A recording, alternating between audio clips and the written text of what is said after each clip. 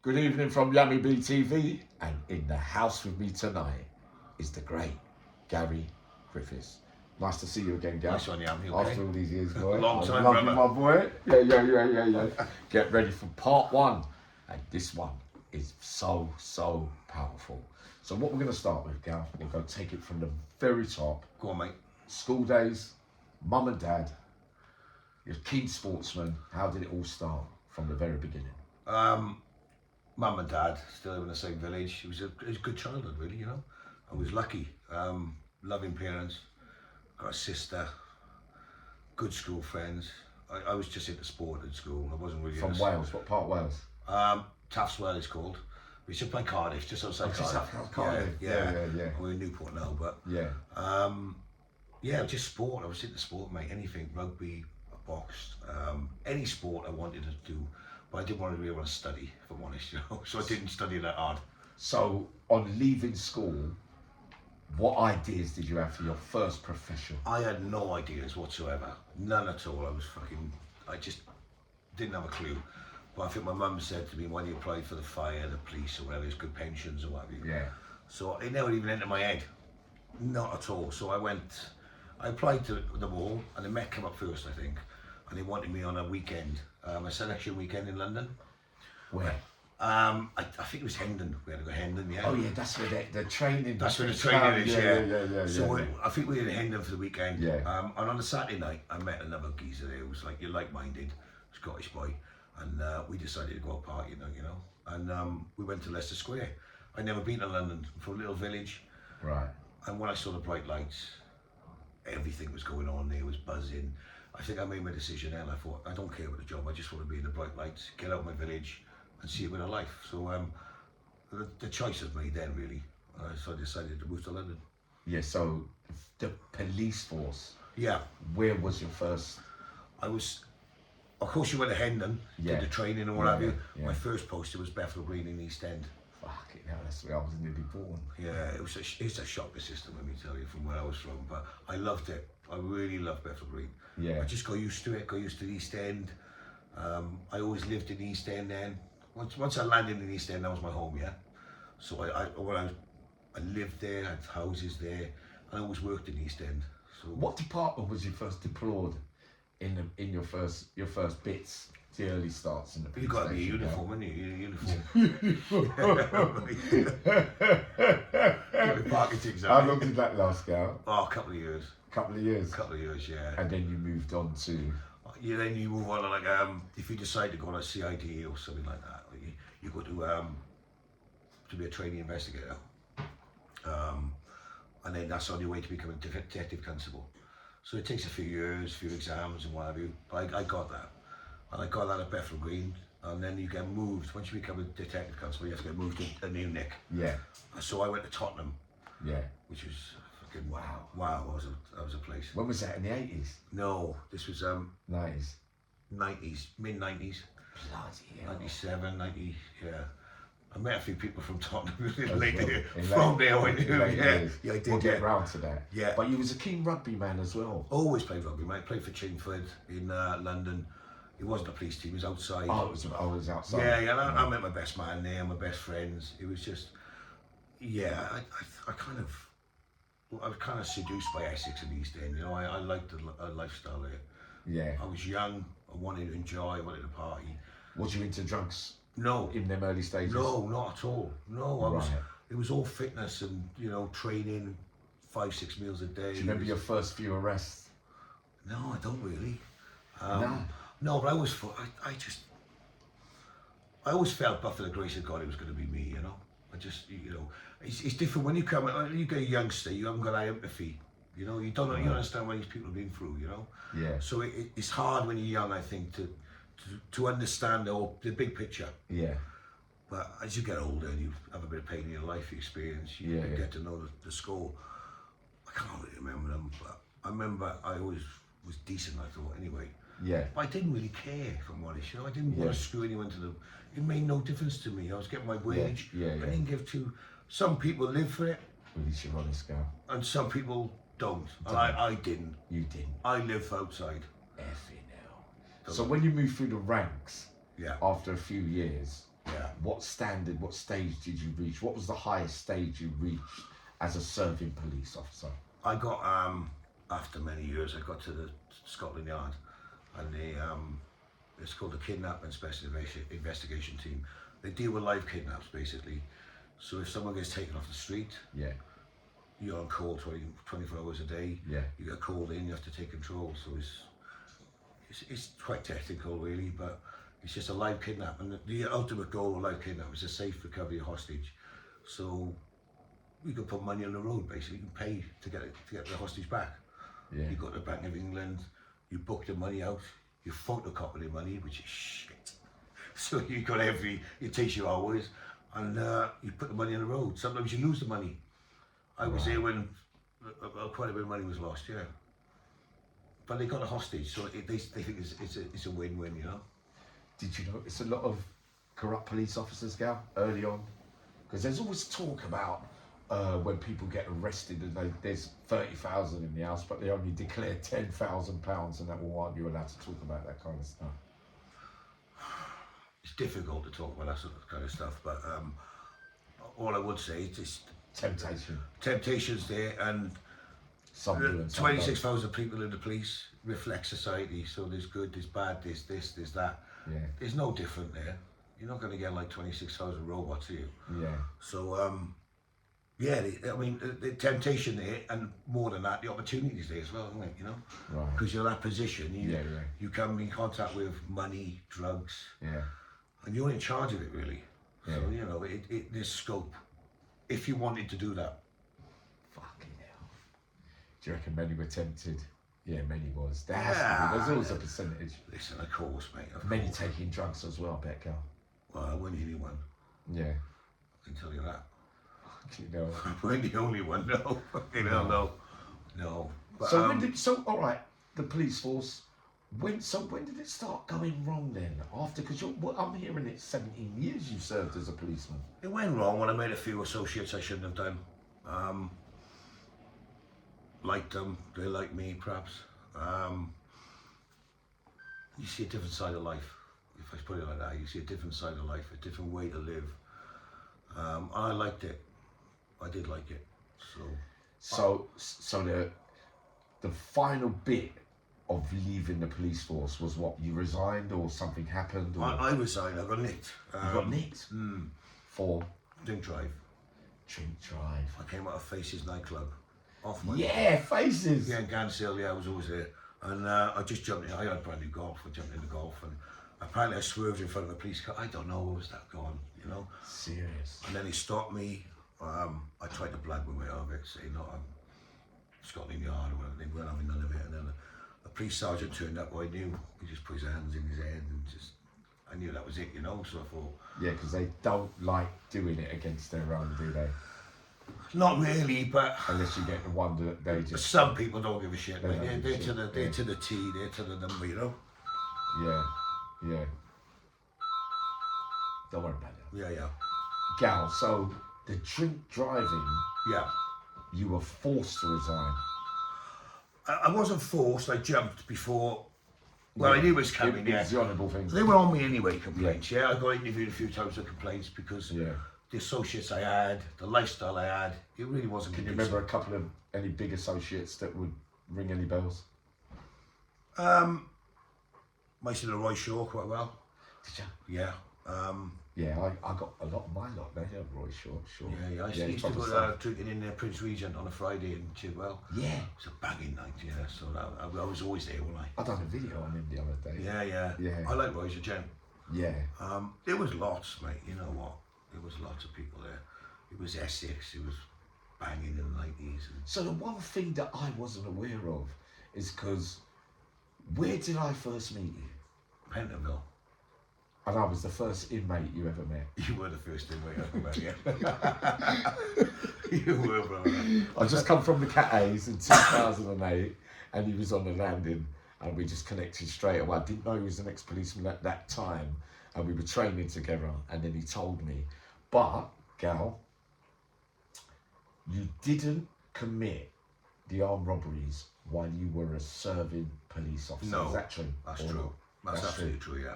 All right, tell tell my followers how that after resigning, after living that lifestyle you've been living for all that time with the police force, now you're in London, now you're mixing with proper criminals now. Well, it was about a year and a half because I worked for the Borough Family as a cross protection. Yeah. You know what, and then the money was flowing, but by that time I'd had a cocaine habit that was off the scale, you know. I couldn't go a day without it, so it's fine when I was earning the big money.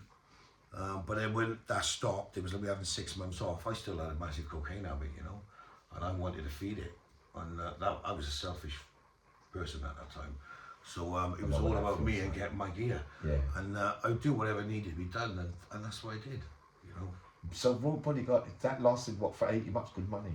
Good money, yeah. So you must have bodyguarded some serious people. Oh, I was Maktoon's niece. She's a princess in Dubai, yeah. Yeah.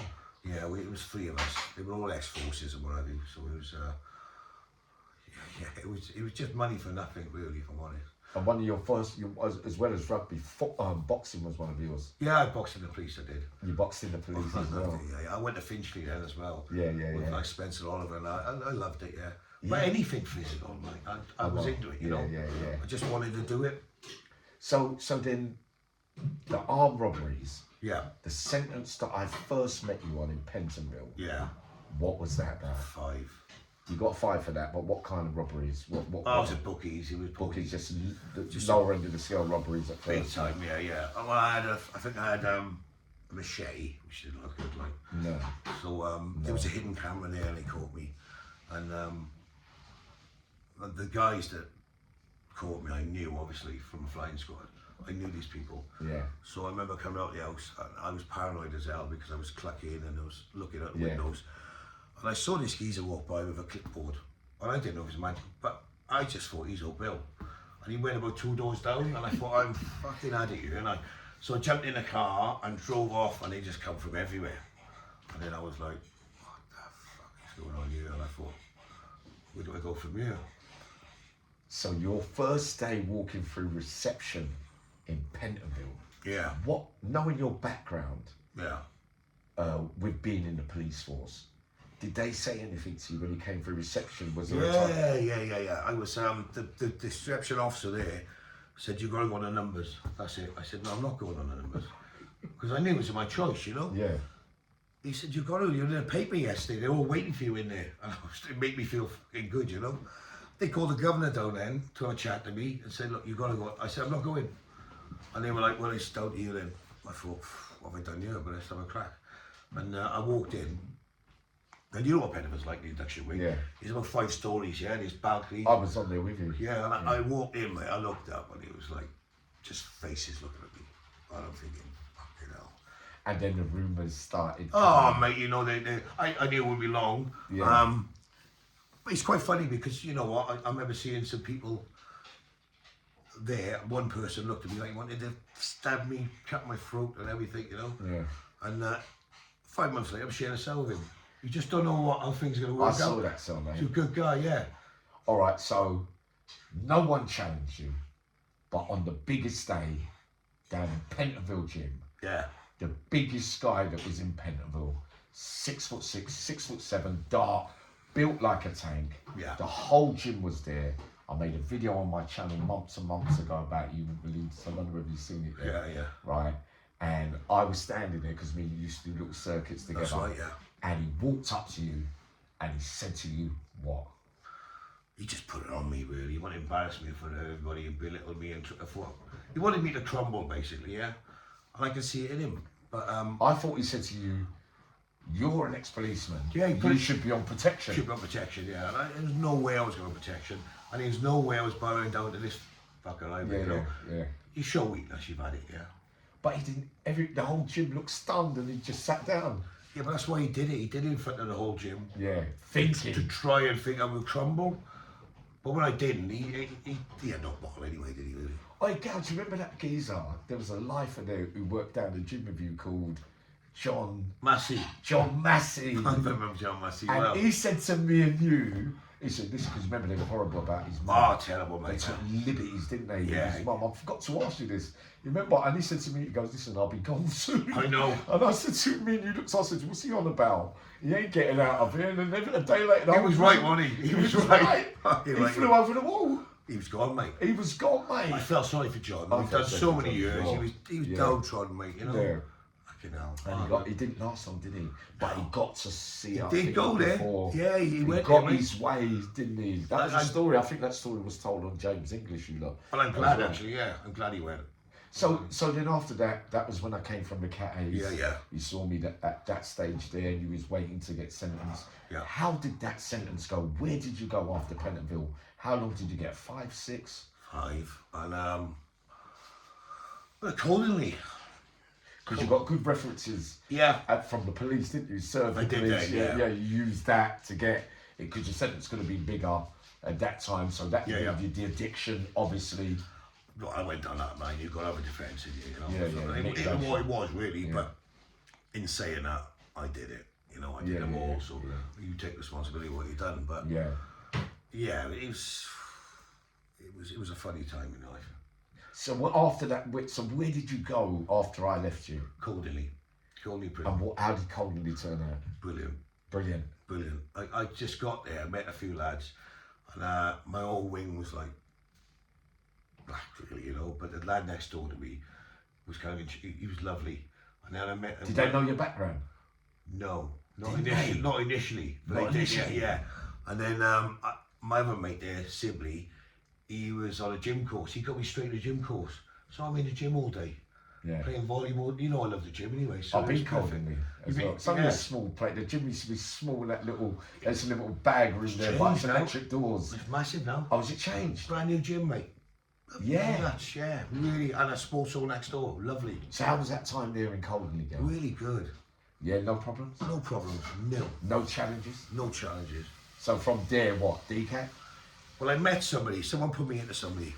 About 2 days in to being in Pentonville. Maybe a bit.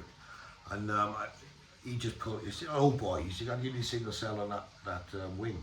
Yeah. He worked in reception, you know him. But he pulled me, and he pulled me up. He said, come here. He said, you substitute to the Regional Crime Squad. And I thought, oh, fucking hell, he's made me straight away, you know. I said, no, not me. No, shit, bullshit. And he said, look, I got a single cell. Come and make me a cup of tea later. We'll have a chat. And then he led me on. And he said, I'll get you Latchbury House. He said, all the North London old boys go to Latchbury House. Right. So I was just sitting in Cody one day, and they said, you're going to DCAT in Latchbury House. Yeah, that's in Richmond. Yeah, but it was closing, wasn't it? No, Oh, it was open. It was open when I was there, mate. Yeah. Then it closed. Yeah. Yeah. When I had a Latchbury House, it was just, it's amazing. But how did that time? Did it fly? Did you learn anything? Was you prepared for release during that time, or was you having a time of your life? Because I latched me up, everything was happening. I learned that people are kind, no matter who they are and what they are. You know, good people attract good people, yeah. And the old boys that I used to both with at night, I had no money whatsoever. Everyone cut me off, you know. They used to bring me brand new trainers, this and that. They got me a job. But then I met a few who were fantastic. But it was party time, mate. Party time. I used to come in here absolutely wrecked most nights. We'd been in West End, they'd take me out, and we'd be all sorts of bars, sniffing, you know that. I came out with a bigger coke habit than I went in. I was absolutely flying there. So you wasn't prepared properly? Never prepared, not a million years. I was ill prepared, and that shows what happened in the future, like. But as Latchbury House, I got quite fond memories of it. Gal, did you have support though from the outside? What about anyone from the police? Did anyone stay in touch or anything like that? No. No sympathy there. I'm like a leper, mate. You're alright. So you come out worse than when you started, really. I did that time. I really did. And you didn't go back to London? No, I did go back to London, yeah. I did. At first? Yeah, no, I did.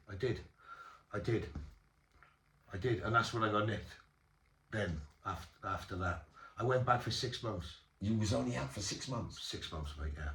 And started robbing armed robberies again? I met a lot of people in jail, yeah? Yeah, breeding ground. Like-minded. It is a breeding ground, yeah? All East Enders, all this and that, and we had a few ideas and we went for it. And what kind of armed robberies were they? They would be like a Mecca bingo or something like that, you know. At the end, we'd have like shops or something like that. I don't know which ones fucking pleaded for, but I swear there was a I don't know whether you was aware, but there was a video when I was away. There was this fake thing. Fake Britain. Oh, you seen it? I've seen it about 10 times, mate. They keep repeating it. So what are they on about with uniforms and that? Oh, we used to wear firemen's uniforms because fireman's uniforms. If you went I thought it was a postman's uniform. No, if you went in there, we just thought it was an easy way to avoid conflict and get in there. Yeah, you know what I mean? And just say, look, your fire alarm's gone off. Yeah. You'd walk up to a panel, you wouldn't have a fucking clue what you're looking at, but you think you would. Right. And you see these sensors, and you say, well, we got to check all the sensors because our boss is going mad. So you go to the manager, check any sensor, and he might say, that's the cash officer there. They're counting. Do you need to go to every room? Go check every room. Fucking hell. You know, so without conflict, it was just getting in it and trying to get out as easy as we could. Yeah. And that's why we did it, really. So were no weapons involved, no one hurt, nothing like that? Well, it was weapons. Always weapons. It was always weapons. Because, yeah. You know, it's part of control sometimes, isn't it? Not to be aggressive or overly aggressive, but if you got something on you, whatever you got on you, it makes people think twice. So after that, now them 6 months, you go to what court? Bailey. The Old Bailey. I went there too, gal. Old Bailey. And you got what? 10. A 10. But then I did a few recalls, so I don't know how much I did on it, honestly. No. So you got the 10. Yeah. And you went to where? Initially, before you got the 10, you was on remand. Belmarsh. Wow. Belmarsh. But not Cat A. No, but I've been to Belmarsh previously when I was at the yard to pick up a COVID tape. And I walked in my suit and I remember walking in. I was in the security office with all the photos. I was there because obviously, and I remember looking at it thinking, what a fucking cold place this is, you know. And one day you're little did I think, like years later, in a van going in there. I'm hearing through the grapevine that you met some big names in Belmarsh.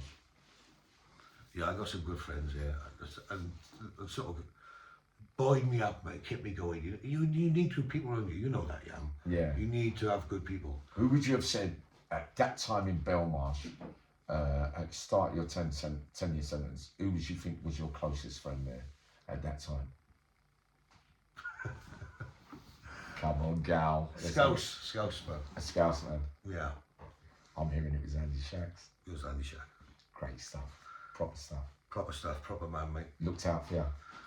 Trained with him. Used to wrestle with him. You never won one. I never won one, mate. And you're strong and you're fit. Listen, mate. Yeah. He's different gravy, the man. Is it true? I heard a story that he'd done that rapist from Reading, and the Screws watched it and said, "No, that's enough." Is that a true story? Yeah, definitely. Well, that rapist had come down, and he was a horrible man. He knifed someone up in the gym, and I think they put him on our wing, knowing what was going to happen, you know. So he was on there, and I saw Andy, and I saw him down below, and I thought, here we go. And Andy just took him apart, mate. As he does, he just... I've seen that too many times. Takes you apart. And I think it was Mr. Payne, his lovely screw, he said, Andy, that's enough.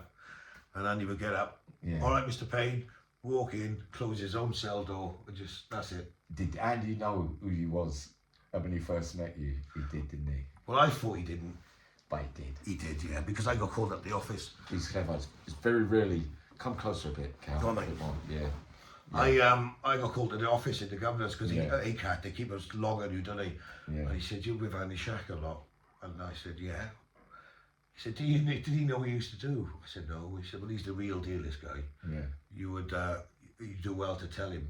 Yeah. And I told him over a cup of tea that night, but he just fucked me off. Then he was like, "Shut up, blah. Don't you think I know everything in this place?" Yeah. He said, "I got to know you because of that, but I actually like you now, so that's the way it was." So didn't you meet?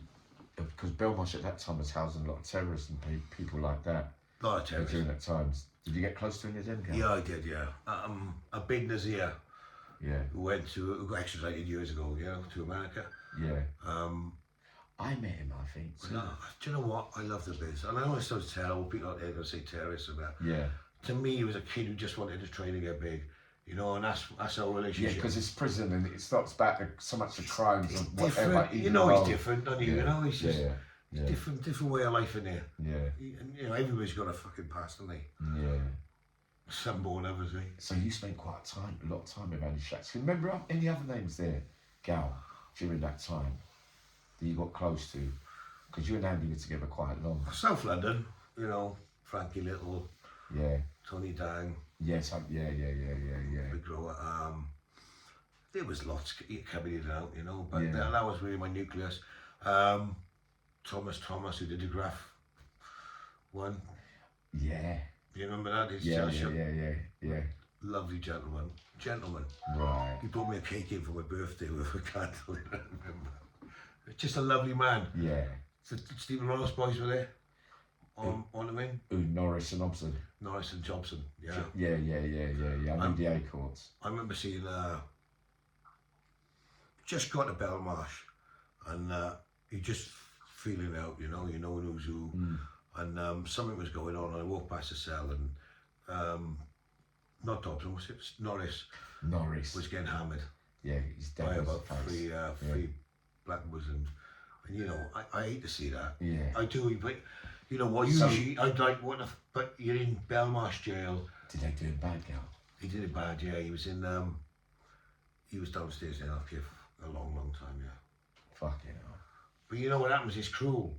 But Yeah, you but can't then- take it on for other people's, you know. But there's politics around everybody's cases. If that's the case, then we know rapists, everybody. What colour? Whatever. I don't get it sometimes. It's like one rule for one and one rule for all. I don't But you know understand it's it. like- But yeah, if it's the other colour way round, nothing. But I don't.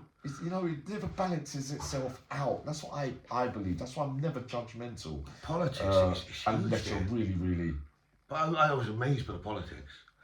I go It's to always- Scotland Yard where there's a lot of politics, yeah? There's more politics in Belmarsh than that place by a mile. You know it is. It's like a hierarchical. It's just, you gotta be smart in the head for a place like that.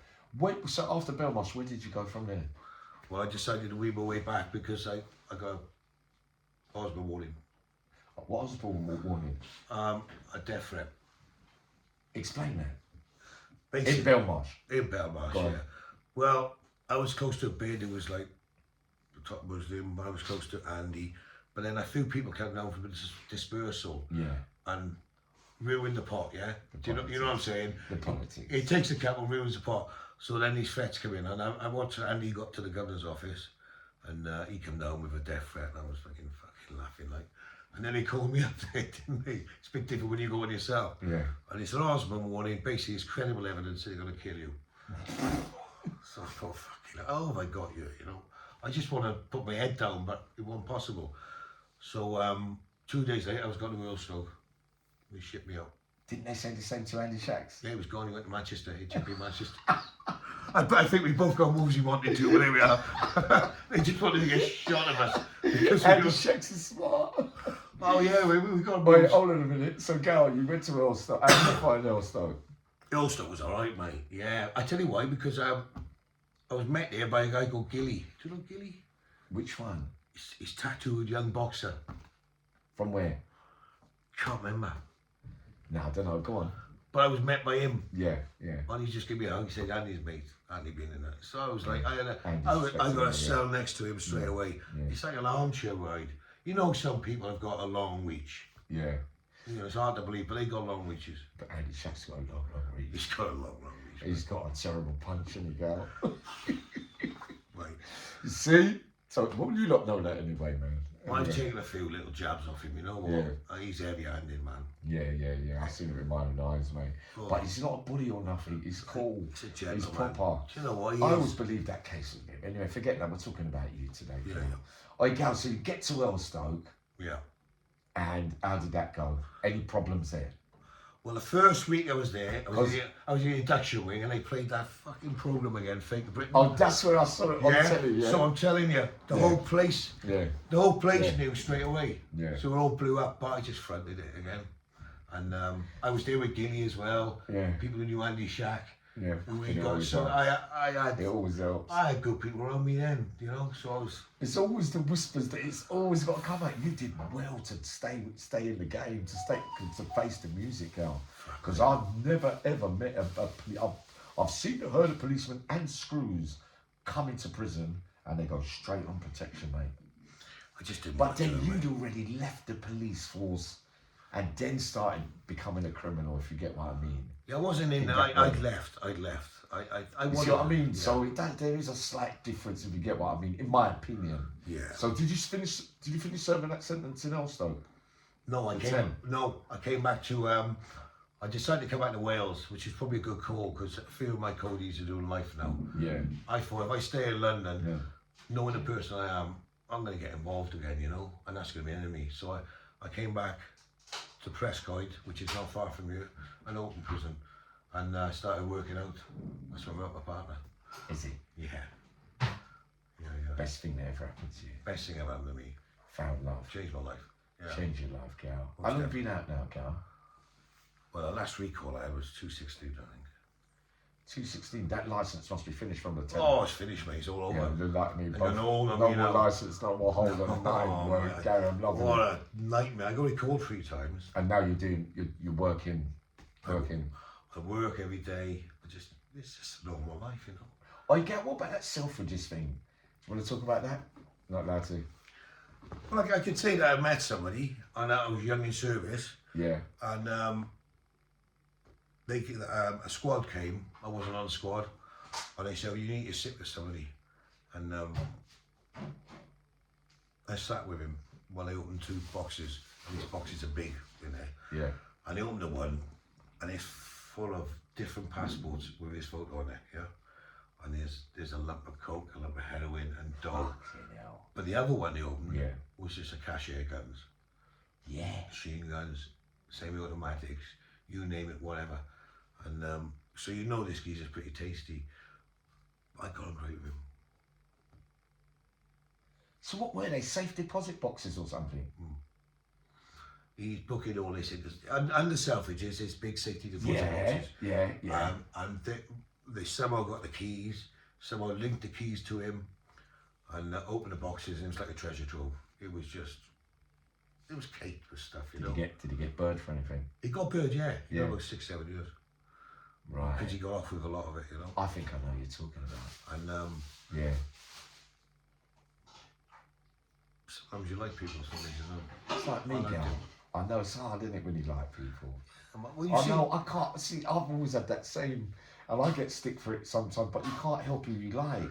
Mate, you know what? I think good people attract good people, no matter where you're from. Yeah. Or like people, like-minded people attract. So you'll always find someone in a low level. I realise that. Now I realise that. When I first met you, I just come from Long Lartin. Yeah. And I was on the other side of the landing. Yeah. And I looked at you and I knew that you were somebody. Like, if you get what I mean. And but I appeared at your door one day and it just went from there, didn't it? Yeah. And I remember the deadlift. Oh yeah, we used to squat and deadlift together. We used to do all that. But I remember you telling me one bit of advice. I told my partner. I told her a few times. Right. Remember, you found out there was all bill and all that. Yeah. And I had massive shoulders, as big. Yeah. And you said, them shoulders are not going to fucking save you. And it always stuck with me. And I thought, hold on a minute, he's right. Yeah. You've got to be clever. You've got to be clever. You've got to be smart, and that's the only way to do it. And yeah. That stuck with me, that did, yeah. I always believed that you didn't look bothered, though, Gareth. Yeah, but to me, that was the art of it, wasn't it? You know. Yeah, but I couldn't show any. I was a fronter. Yeah. But I'm saying to you, when I saw you, didn't look like you had a care in the world. I was ready for it. You know, I thought if I get it out of this place in one piece, it's been a fucking victory. Yeah. I never expected to, so I thought I'd go fighting, you know. Boy, you're brave though, Cal. No, I don't know he's brave, mate. I think he's someone you chucked in a situation. Do you think that the robberies and things I know the cocaine, we know what drugs do. Yeah. Do you think the adrenaline inside the risk-taking Yeah, plays a big part? time, big Because time. even in the police force, the risk-taking and Man, dangerous things and all that, it all revolves around the same kind of... Thrive on it, yeah. Thrive on it. I thrived on it. That's what I wanted. Yeah. I didn't want a quiet life. I wanted a bit of drama. You know, I kind of enjoyed it, you know? Yeah. And excitement, yeah, mate. But there also were a sad couple of years of real depression where your mental state... When was that, during the 10 or after, Gal? Before. Or you come out? Before? Before, hold on. Yeah, before. And after I had a bit of it, to be honest. Because when I came out, it's just all different, you know, and I ain't got that old life. And it's just starting again. And I mean, I was lucky to meet my partner, who really showed me to live, really. You know what I mean? I was a selfish man, mate. Selfish man. It was all about me, and I didn't give a shit about no one. Yeah. I'd say I did, but you know, I never. No. Not really. It was like, I just want to get what I want to get, and if I have to use you, I'll do what I have to do, you know? Which is sad, but that's how it was. I'm afraid that is quite common amongst self-obsessed criminals as well, Gal. And then all of us, we write the letters and say sorry, and we see the error of our ways, and it takes time, and then we do it time and time again. Yeah, and then till in the end you realise it's the ego that has to go first, and not to do the wrong thing, because the harmfulness of the stuff that. So regrets, Gal. What would you say now? Really, I've hurt a few people. I regret hurting the people.